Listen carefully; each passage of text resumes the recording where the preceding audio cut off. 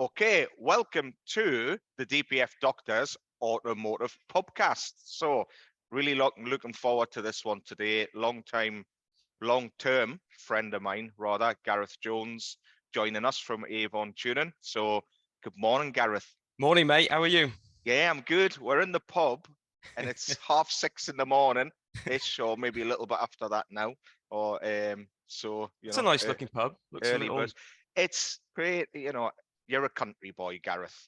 So I thought, this is a little bit like, something Avon Tuning would put on. Yeah, that's true. Yeah. We've got some hay bales in there, barrels of cider. barrels of cider. Yeah. We'll talk about that as we go through. A little word of warning: anyone goes to visit Gareth down in cider country, if he takes you for a quiet half a cider at the local, just make sure that you don't have to drive very far the next morning. I'm sure we could talk about this as we go through. That's quite a good. I remember it. Never touched a drop since. Yeah, so, I bet. Black rat, be careful. It should come with a health hazard. Yeah, 100%. That was a fun night. That was a fun night. We've had lots of fun nights, Gareth. So for anyone listening there, obviously Avon Tuning, we'll talk about that in a second. Really, really well established brand now. You've got a lot of dealers. We'll touch on that in a second. But on a personal note, we go back to the early days, Gareth, don't we? Till it was just me and you in the beginning, really, wasn't it? You were on your own. I was on my own. There was no networks. Yeah, quite right. Arguably some of the best days really in business. You sort of look back on those days when you're on your own, and I was mobile tuning, just out in a van. I look back on those days as some of the best days in business. Challenging as well, Gareth, wasn't it? We didn't have that big, support network around us and things like that. We would call each other almost every day, going back then. We probably don't get time to call each other unless it's this time in the morning, sat in the pub. Yeah, 100%. 6 in the morning, You didn't have social media, did you? So you couldn't ask questions. Well, I don't know. Social media probably did exist around 2010, something like that, but it wasn't such a big thing for support groups. So you would phone your mate and he would say, "Oh, I don't know. Phone Darren. He had one in last week," and you'd all phone each other, wouldn't you? Yeah, that's right. And we used to share all of our little secrets. So I remember once being in the workshop I left my workshop at 3 a.m. thinking, I'll phone Gareth as soon as he's, as soon as it's normal time of day. So the first thing I done the next morning, I can't even remember what the fault was now, but it was like, there's a little bit of excitement there thinking, right, I best tell Gareth, because if he gets one of these in next month, it might save him some time. So, that kind of compensated for the 3 a.m. shift, thinking, wow, what's wrong with this car? So it was brilliant. Things have changed a lot for both of us, but it was quite, if we look back then, we'll probably both come on quite a long journey, but them days were good. It kept you on your toes. We both didn't even have anyone in the workshop beside us to soundboard off or bounce to think, am I going mad a little bit, So well, yeah, I mean, I speak to some of my guys now that are thinking about moving from mobile tuning to workshop based, and it's the natural progression that people do. But I often say to them, I do look back on those days before I had my workshop, out in the van, 2 or 3 jobs booked in, and it was just quite nice days. You don't realize it at the time how good those days are. The bigger the monster, the more other things that go with it, Gareth. So. Yeah. But anyway, I'm sat in the pub with my Avon Tuning merchandise on. Everyone loves a freebie, don't they, Gareth? That is a nice top, Daz. What about my sunglasses, Gareth? Can you see that? The Avon Tuning. Very cool. How much do you pay for them? Nothing. I didn't actually steal them before anyone in here thinks I stole them. It was the boys brought them up on our last sort of open day here. When the boys came up, so that was another good day. So it's got to be going back maybe what, 12 years or so, 10, 12 years, something like that, back to the, the mobile days in the van. Yeah, 2010. Yeah. That's when Avon Tuning. That's when I bought the domain name avontuning.co.uk. So yeah, it started in 2010. I was living at home, so I was literally in my bedroom in my mum and dad's house, building a website in the evenings, working in the daytime, and it just progressed from there. So I think 2010 started, and then 2012 I left my full-time job to go full-time self-employed. So Yeah. yeah. So not dissimilar. We, my workshop, obviously the DPF Doctor network, six years old now, but our energy tuning, where we know each other from, my own workshop, we formed that in 2008.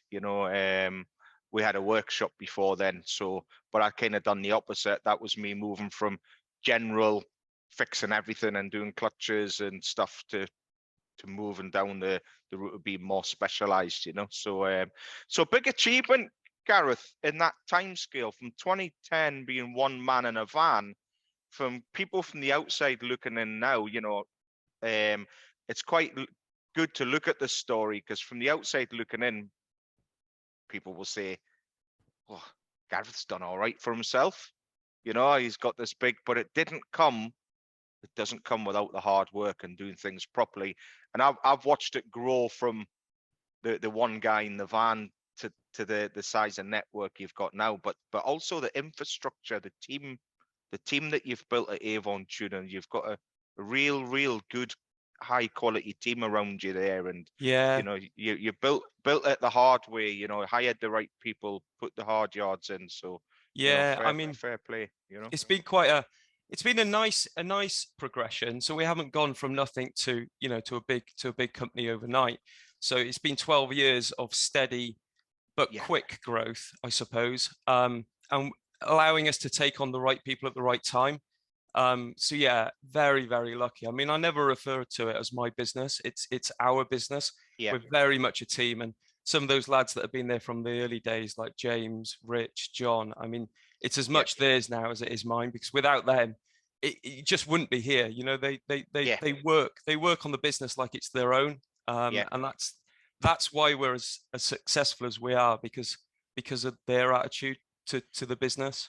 No, that's a good point. Because I sometimes find it frustrating where you see some, talented people in the industry, and they're not really, the work culture isn't there. You've got a good culture in your place, and I would like to think we have a good culture. We have a smaller team here, but it's a very much the same. Callum, my right hand man there. Callum left tomorrow, we'd be in a seriously bad position, He's been with you a long time, hasn't he? He has. And unofficially, it's funny, because something I wanted to touch on while we're on this subject is, people throw it out there and say there's no good young people.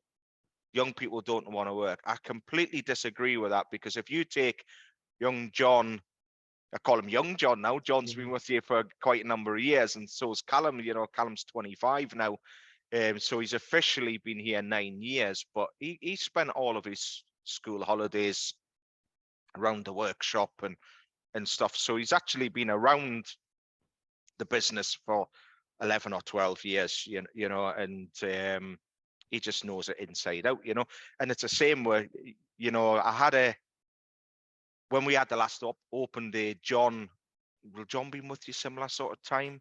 I'm trying to think. So it's got to be 8 or 9 years. Not that long, I don't think. So he started after school. So he left school and came here for a bit of work experience, basically. I'm trying to think when. So he was 16. He's about 22 now. So 6 years. About 6 years. And if you look at how far, so this is a good point about young people, if they're in the right environment. Pet hate of mine, and I'm sure yours as well, is you see people on the automotive groups. I've got this young guy there, he's useless. I've sacked him. Yeah. Right? What's a guy supposed to know? He's left school. He's working with, big hairy blokes that swear a lot and things or whatever. It's a strange environment, and you don't know how to do the job. So How Well, does what are they actually supposed to know? It's up to us to bring that out of them and mentor them and stuff like that. You know, so 100%. It's funny you say that because John did. He might be annoyed at me for saying this, but he did go and do, before he came to work with us or work experience with us, he did a bit of work experience with a normal repair garage MOT station up the road. And he didn't get on with it because they gave him no time. He sort of just stood in the corner, sort of doing nothing, yeah, getting no instructions. He didn't have the confidence at that age to get on and do something off his own back. So he sort of just got left for 2 weeks, stood in the corner. yeah. And what a And waste. obviously hated it. Yeah, So yeah, you're right. yeah, You get the right person, put them in the right environment, and you give them confidence. You don't talk down to them.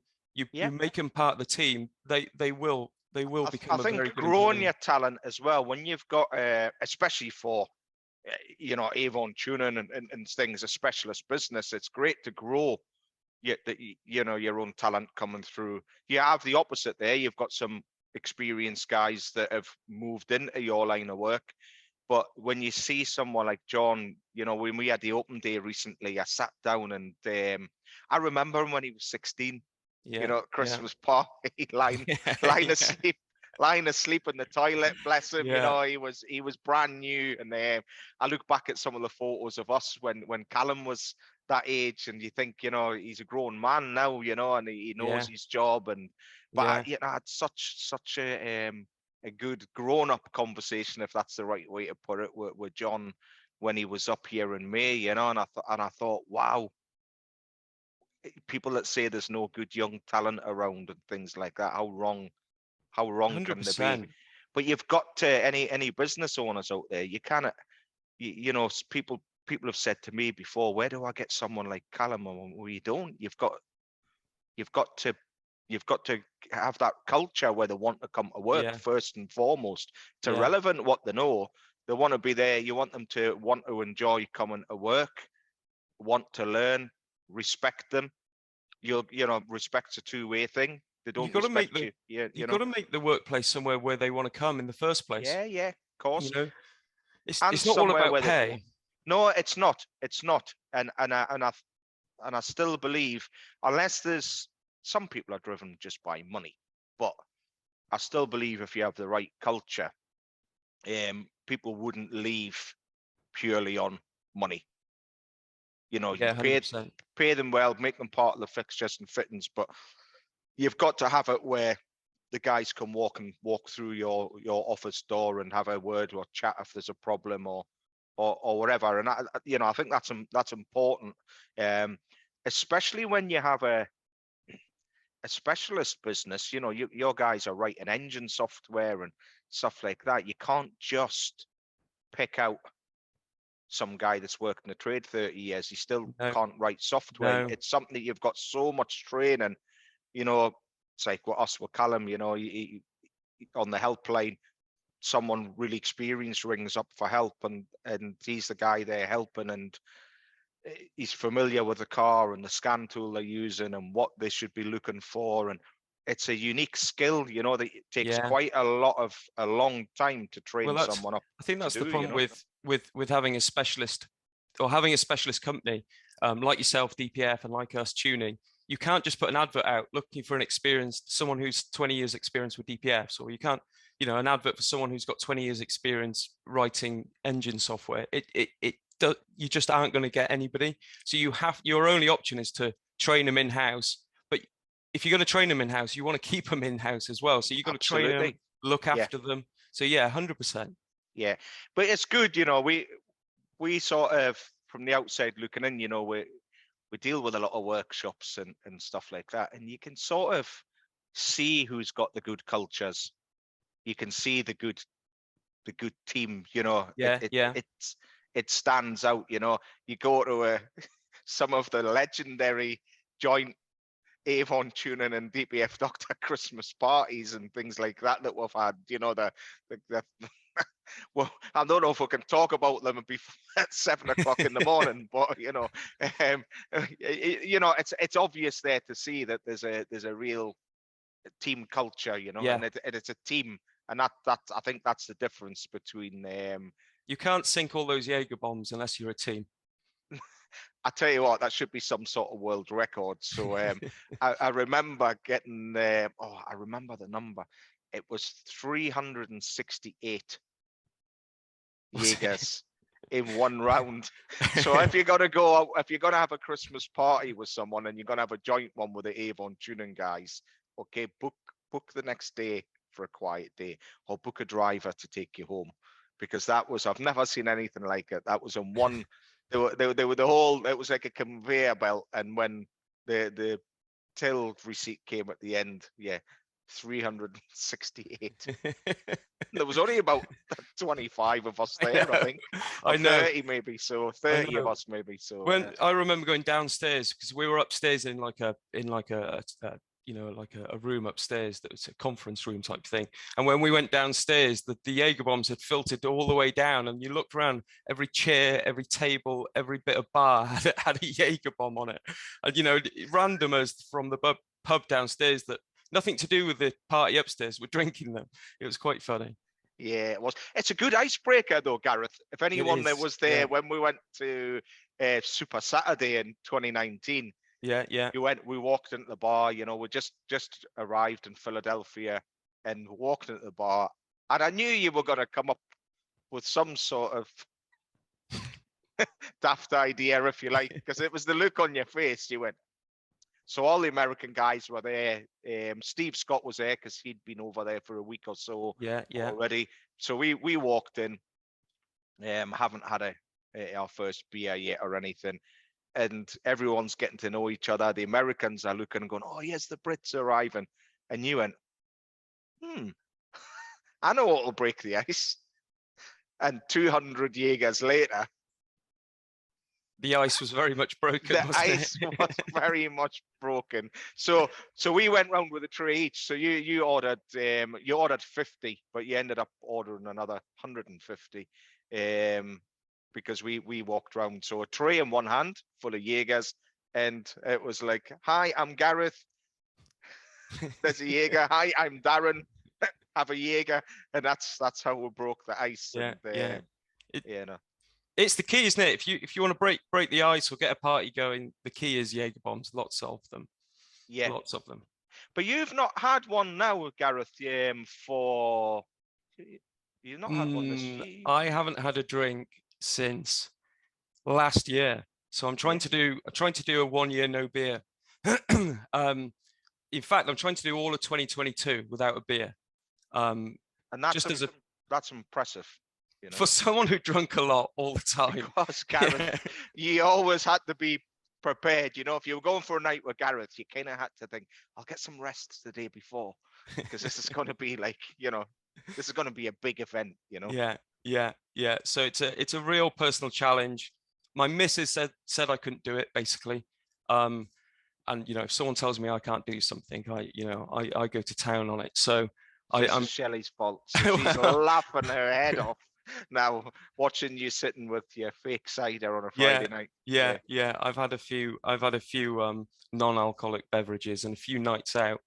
It's not as much fun. It isn't. But the plus side is your work efficiency goes through the roof. Look at us here at 5:30, 6 o'clock in the morning. Well, it's not now, but it was when we got in. Yeah, that wouldn't have happened before.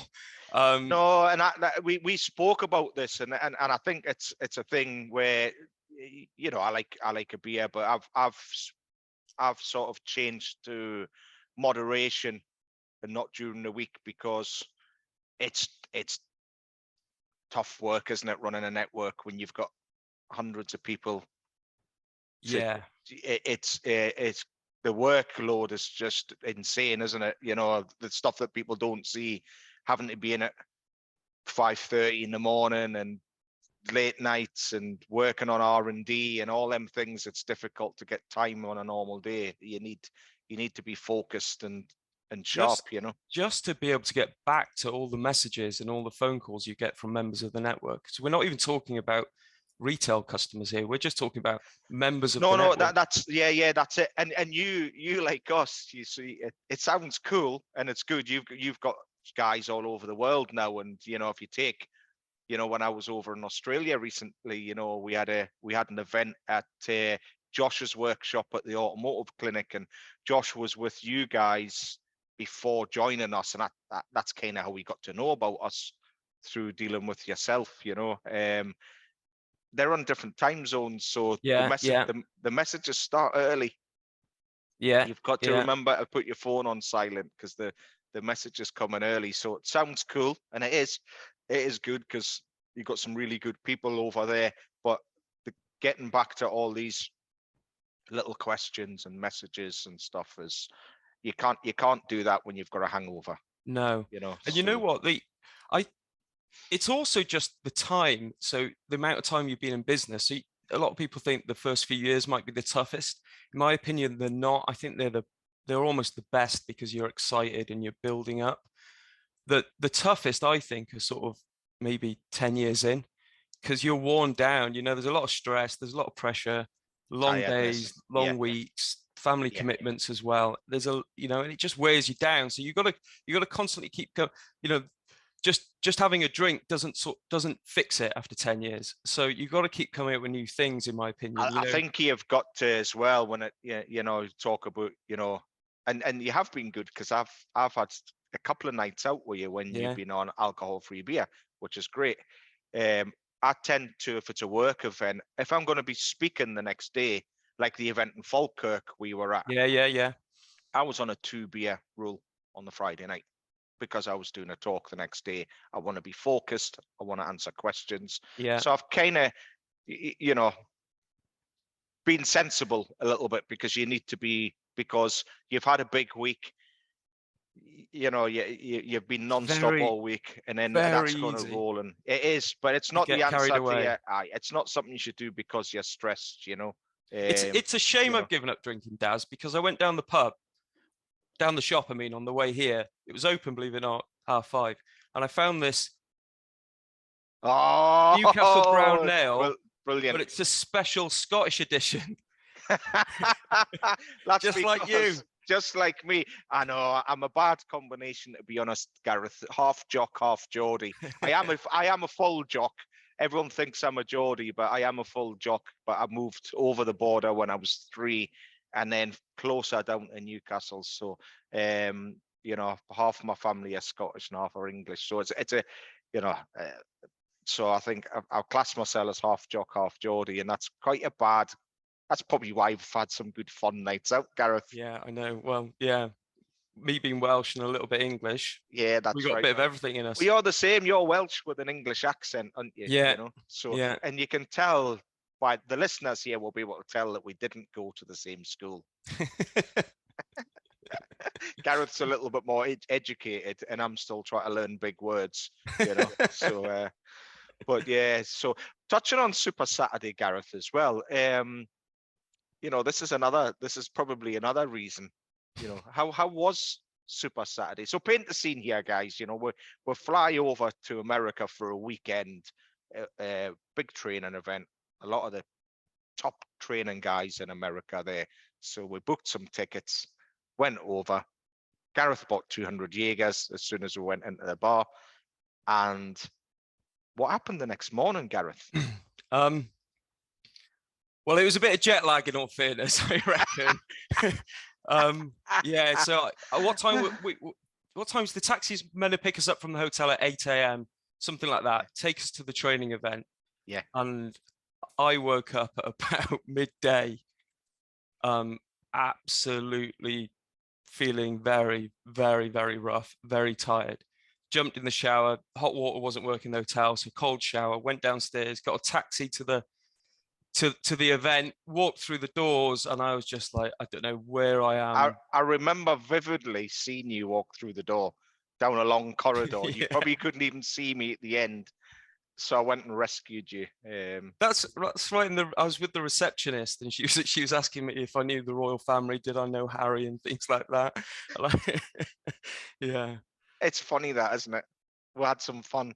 We had some fun with certain phrases. We'll not talk about them now. That we knew meant something else, and it was funny. But yeah. So did you get to watch? Did you get to sit in on the course that you'd booked, Gareth? No. Flying all the way to America. Did you end up sitting next to your mate, feeling sorry for yourself because you were lost? Yeah, I felt that bad. I just wanted some comfort. So you found me, and then I was like, mate, can I just come in with you? So we sat down and we listened to that training session on The it was Power on the Stroke, Ford that's Power it, on the Stroke. Ford Power Stroke engine, and it was Yeah, quite interesting. it Um, was. It and was. then in the afternoon, I just sat in the same classroom again, just because Yeah. So for anyone listening here, so we had a short break, so the sessions run on till early afternoon, and then there was an afternoon session. So I rescued Gareth, and it was the tail end of the course. It was a half a day course. So I went in there and I said to the instructor, "Look, can my mate just sit in here? I found him wandering around lost." He had a little bit of a laugh. Gareth sat down. So I went off for the afternoon to go and do Brandon Steckler. So I went and sat in Brandon's. yeah, Now, if you've had a late night the night before and you've got a hangover, don't try and do Brandon Steckler's pressure pulse analysis course, because it's gonna be like you're getting hit in the face with a shovel. I just couldn't absorb, and that's another point. We were jet lagged, we were tired, we were feeling a bit ropey, and he might as well have delivered that session in Chinese. I didn't learn a thing.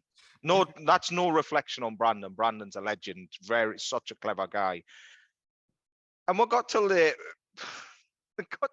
late afternoon, and then I seen Gareth bob out again. I went, "Oh, what did you do this afternoon? Did you find?" He went, "No, I just went sat back in the same chair and listened to the same course over again, because you were that ruined you couldn't even like find where you were supposed to be." no. That was a tough day. At Tough least you day. hadn't flew to the other side of the ocean to I know. to take that course. Yeah, it's quite an expensive weekend, expensive training session, really. So yeah, I should have been a bit more sensible on the first night. Well, that's my mission this year, because I'm going back this year, but I've got a bit of business to do over there, so I won't be being a Gareth from last time. I'll be a little bit more reserved. That's the plan, anyway. But It's easy though, isn't it? You get carried away so easily. Especially, even like the British training events, you go up maybe on a Friday, so you have a long week at work. You get there on the Friday at the Premier Inn normally. You go straight down to the pub. It might be 8-9 o'clock. You see all sort of familiar faces, all your friends from the trade, and it's just so easy to start getting carried away. It's a good point, that actually, because what we've done is separated now. COVID came and we had to take our training online. So I was dead nervous and quite against it, as you know. But now there's so many benefits, and one of the benefits is that's out of the picture now. People are tuning in fresh, 9 a.m. on a Monday morning. They're in work mode. They're not hungover. They're absorbing the information. They're learning so much more. And then we'll have a sociable, like we had in May. We've got another one in 2 or 3 weeks where we're having a day data logging and stuff. And then that's fine. We can go to the pub afterwards and stuff like that. So separating them has been a big thing for us as a training provider, because people are taking in more information. Because it can be frustrating when you're the guy at the front of the room. Here's the hypocrite. We've turned up as delegates, sat in the room. That guy's sharing his knowledge with you, and you're not absorbing it because you've been to the pub the night before. So putting the other side on, I sat in Brandon's course over there.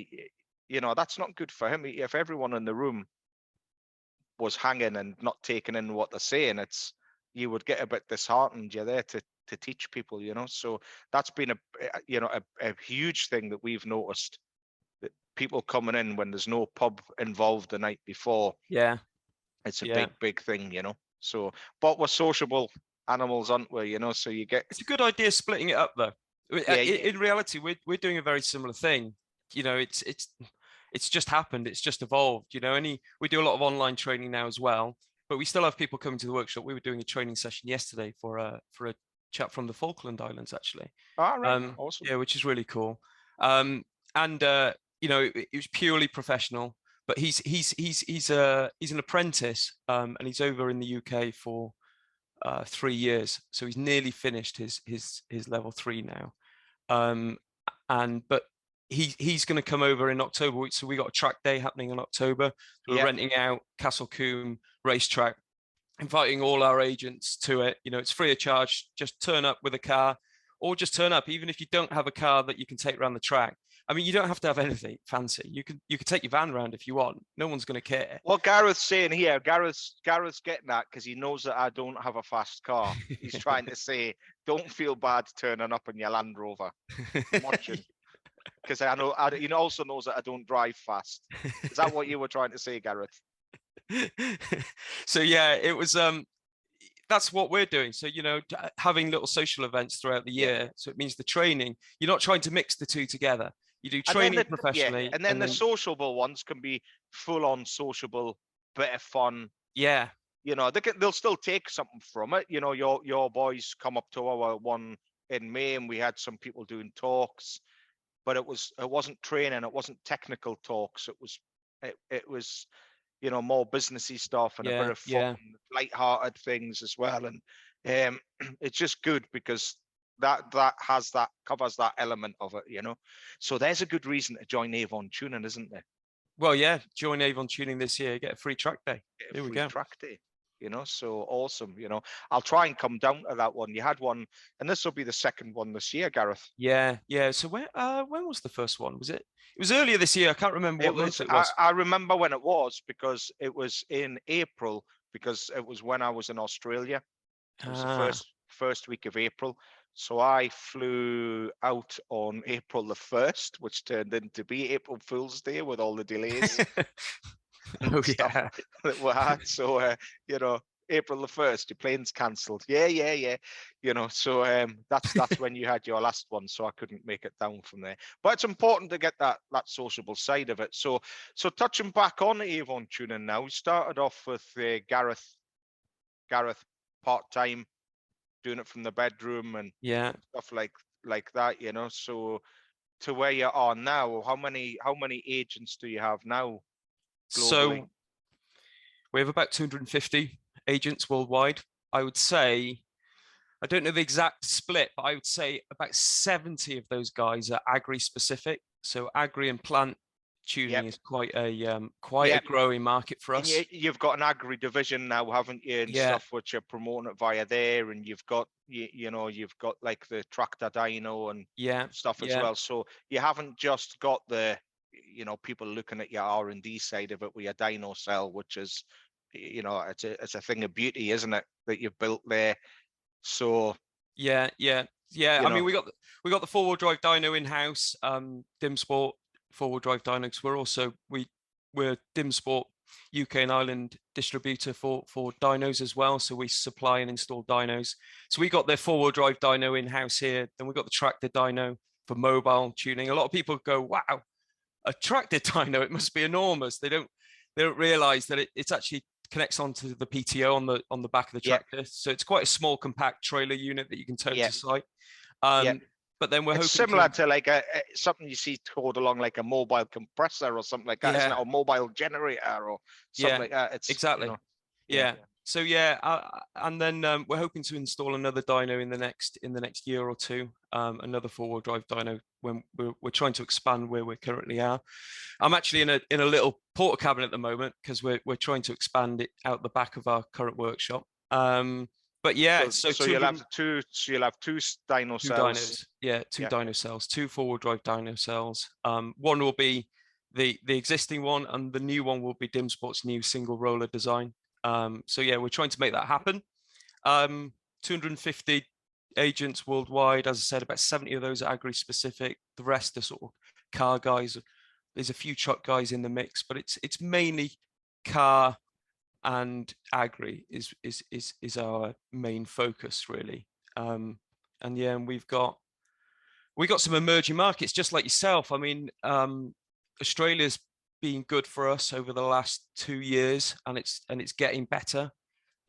South Africa's another emerging market for us, and South America, not so much North America, but South America.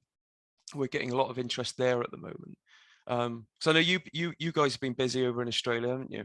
Yeah, it's good because you know, a lot of guys that work with us also work with you, so it's a good, we sort of, the networks bounce off each other. But yeah, they you know, we're growing slowly in Australia. We have 16 workshops that we work with in Australia now, so that's a good start. In April, before traveling across there, we had 6. So it gave us a good opportunity to go and talk to people. We had a joint event with your guys. That's right, yeah. Over there at Josh. And there's, you know, I've got to say, going back to, you know, young people in the industry, I remember speaking to you about Josh. Hopefully Josh listens to this. I'm sure he will. You know, Josh and Grace at the Automotive Clinic in Dandenong, Melbourne, outskirts of Melbourne. I said to Josh after spending some time there, you know, he shouldn't be this good at the age he's at. And he's only young, isn't he? Yeah, and that's not disrespect. You know, I'm a big fan of, you know, bringing young talent through, but he's running his own shop. And I tell you what, it's brilliant. And the two of them, they're just a breath of fresh air. That's so positive and outgoing. And the amount of equipment he's got in that workshop, the workshop's beautiful. The amount of training he's done, his knowledge. And when he told me how old he was, I was like, he's not just running a workshop, he's doing it exactly how it should be done, isn't it? He's doing it the way you do it after making 10 years worth of mistakes. You know, a lot of guys, I think if they're smart, you know, you've got people like Che Blythe up at 540. He works with you guys. He started with us from the day that he opened his workshop doors. And I remember him calling me up before he started. And he said, if you were starting your business again, what would you do differently? And I went, how long have you got? And he went, as long as I need, because I want to cut out all them mistakes and do it properly. And I thought it was a really smart move. And so looking at, like, so Josh, when I was over there, so, you know, we all go through the phase of doing everything wrong. We might be fixing cars, you know, that's it. But then we've got to evolve the business and, you know, do we really need it, you know, tidy workshop and stuff, you know. We mentioned Josh then, but you're right. You know, Che's the UK version, really, isn't he? You know, working there with his wife. Yeah. And doing it absolutely perfectly. But I thought it was a smart move to tap into other people's, like, what would you do different? And I know it wasn't just me. He rang around, and he probably, you know, he might have spoke to you as well. I know he was ringing a group of people and just tapping into other people's experience so that he could fast forward. And that's exactly what he's done, you know. But you say, when I went to Josh's workshop and just in conversation, you know, and I thought the sky's the limit for them guys. Yeah. You know, and a really good representation for yourselves as well, you know. But isn't it good going back to the 10 years ago, 12 years ago, when it was just, you know, me up here on my own, my mate Gareth down there on his own, and you fly to the other side of the world and there's an Avon tuning banner up on the workshop you're visiting at the other side of the world, you know. It shows that your reputation you know, grows far and wide, and I think for it to go that far, it's not built on, you know, go to Avon because they're cheap or whatever. It's people are coming because your reputation is solid, you give good support and things like that, you know. So you know, building things the right way, I think, is what attracts them people from further afield also. Doing things the right way. You know, in the early days, I could see other tuning networks growing fast, and I kind of thought, you know, I'm doing a better job here. I'm offering better support, a better product, just doing, you know, better training. We're doing things right, but why aren't we growing as fast as they are? But very soon it starts snowballing because word of mouth is so powerful. So powerful. I mean, we spend, you know, a massive amount of money on marketing and advertising, but still word of mouth is by far the most powerful tool. But that word of mouth doesn't happen overnight.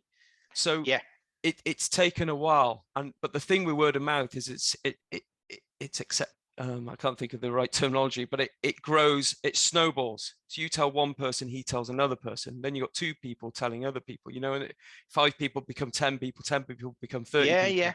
yeah.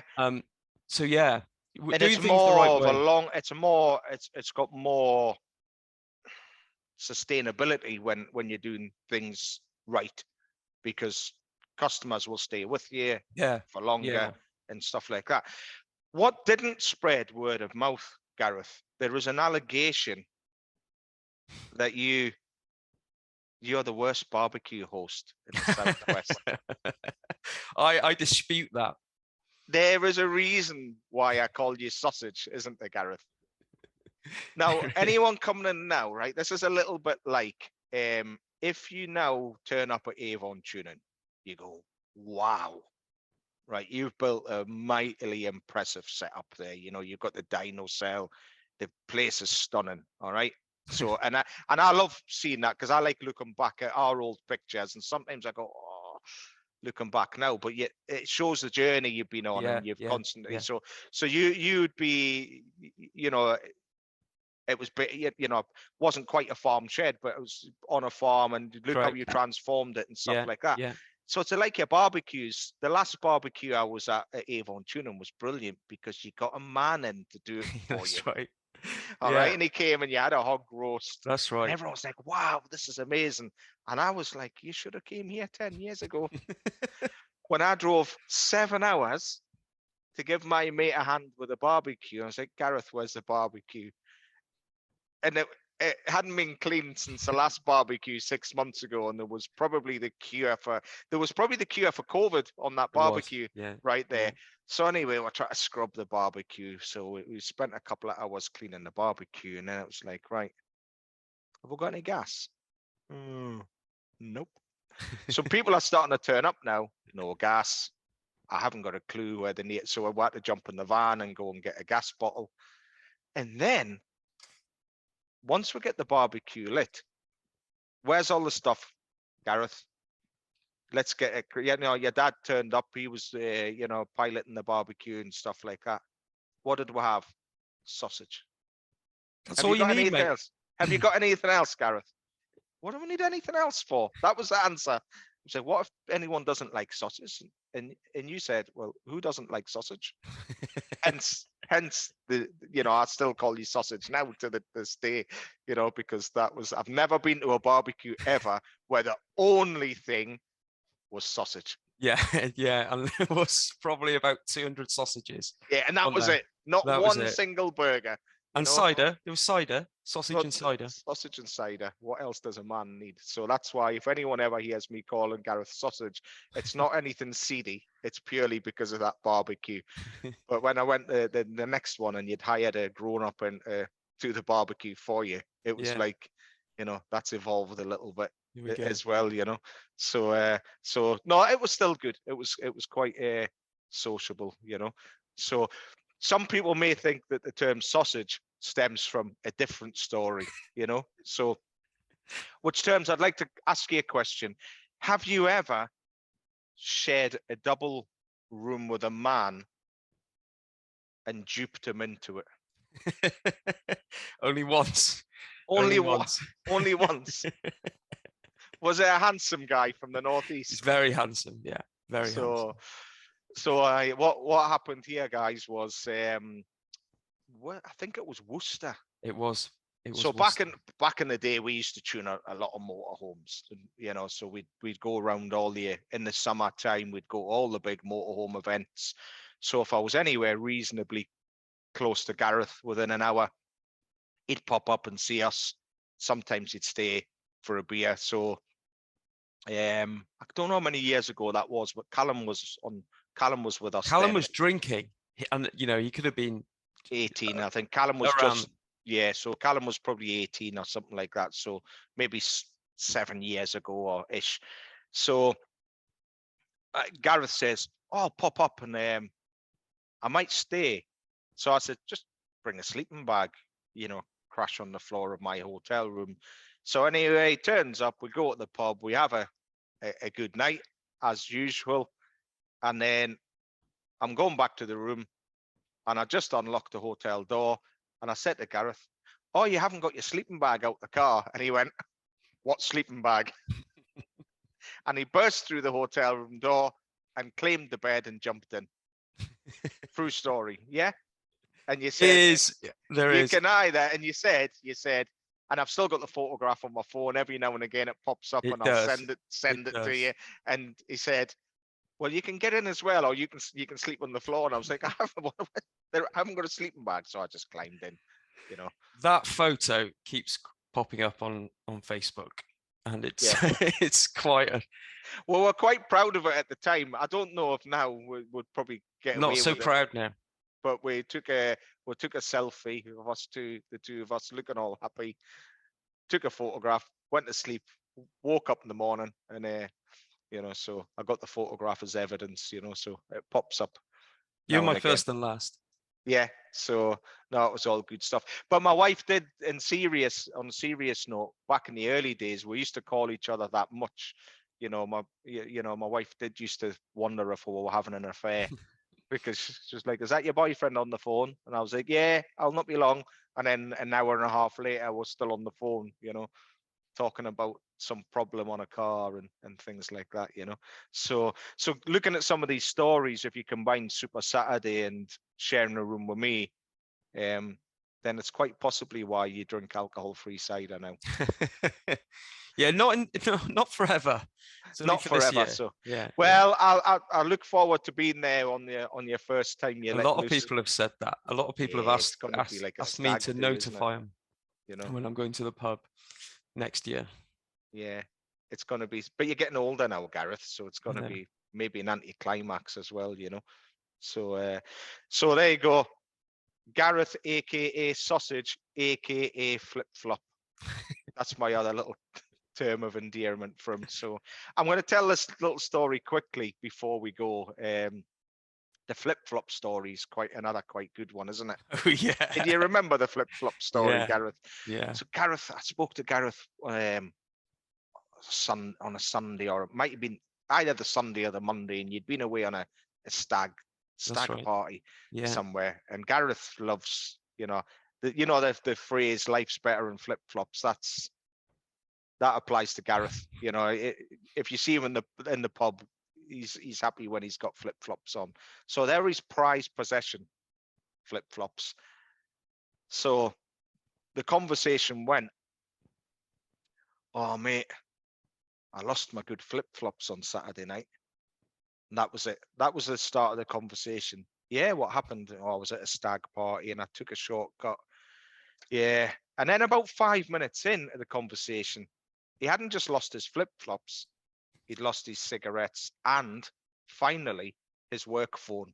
In that order. This is what makes it funny. It was in that order. So I went, hang on a minute. The big panic. He went, yeah, they're my best flip-flops. But you also lost your work phone with all your work contacts on.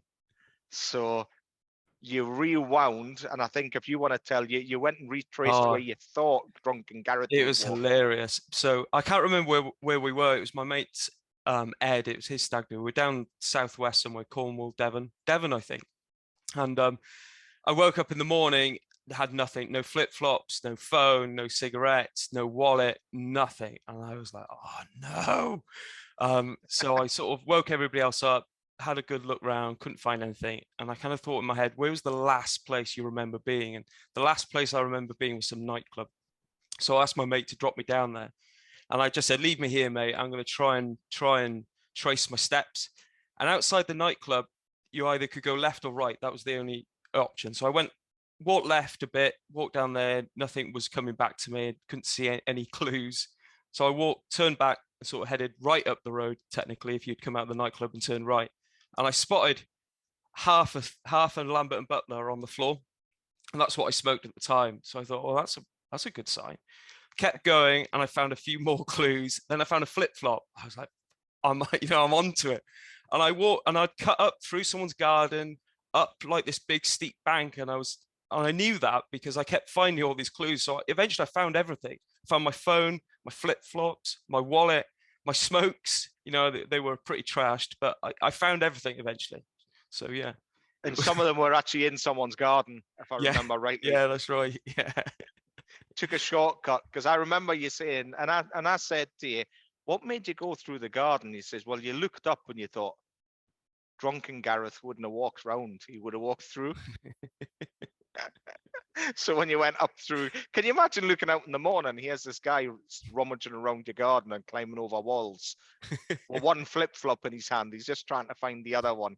But so that's why that's another name that I still call you to this day now. So usually it's rarely Gareth. It's usually sausage or flip flop. Flip flop. That I would call you. So there you go. You know why I call AKA sausage, AKA flip flop. You know. So, but Gareth, it's been good, because this is probably the first catch up we've had in too long, because now we're 10 to 8 in the morning. So I've sat in the pub drinking coffee this morning, and now the mayhem starts, doesn't it? Yeah.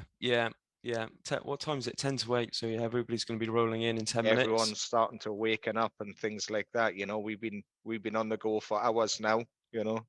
That's the rock and roll side of what we do, isn't it? But we've had a good catch up this morning. So well, awesome. It's been a pleasure. Hopefully everyone's enjoyed listening.